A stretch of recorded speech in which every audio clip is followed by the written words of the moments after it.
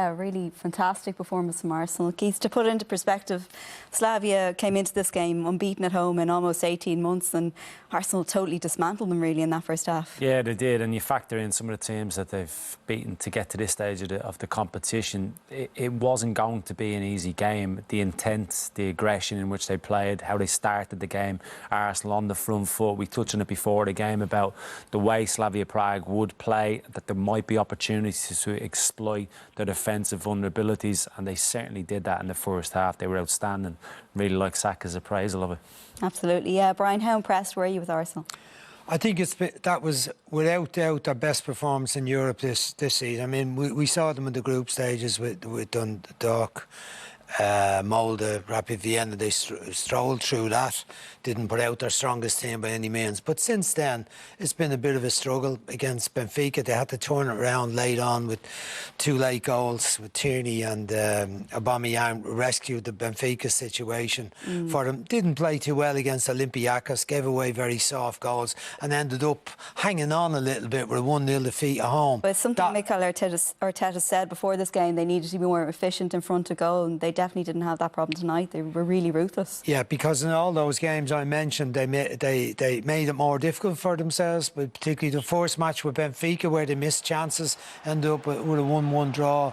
But tonight, you know, that's superb work. And the 3 younger players, let's say, Saka, Smith-Rowe and Pepe, who hasn't fulfilled what they expected of him when they got him, certainly did the stuff tonight and has been in much better form, but lovely build-up play here. Smith-Rowe again, very good, controlled the ball tight to his feet, gets it out with his feet.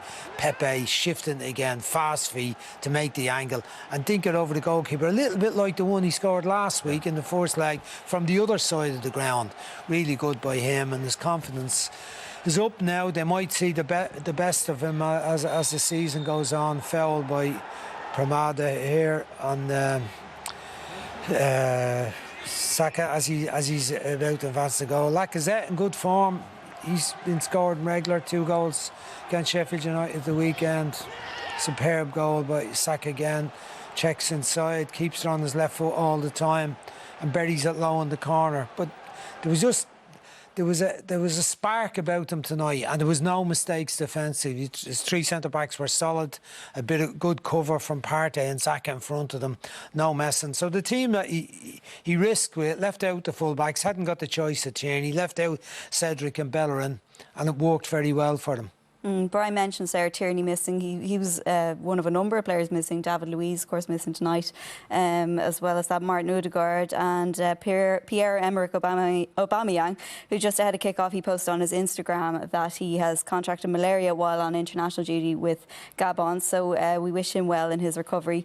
But in his place, Alexander Lacazette really stepped up tonight, Keith. Yeah, Niall mentioned it there even in commentary about question marks around them. I think that's probably fair overall this season. I think as a unit, as an attacking unit, the young guns have been the shining lights of anything they've done, really. But Lacazette tonight looked sharp, looked on the money in terms. Even the first touch, okay, might not be amazing, but then the ability to take the second touch to shift it around the defenders. And if you actually notice, he takes another little one. There's the second one there. This other little one with his left foot.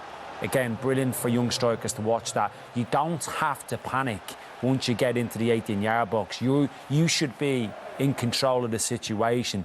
Tight touches, weighing up where the defenders are. Brilliant finish. And 1 goal now away from equalling his season best tally at Arsenal. He might not be having the most high-profile season, but he's still doing the business line.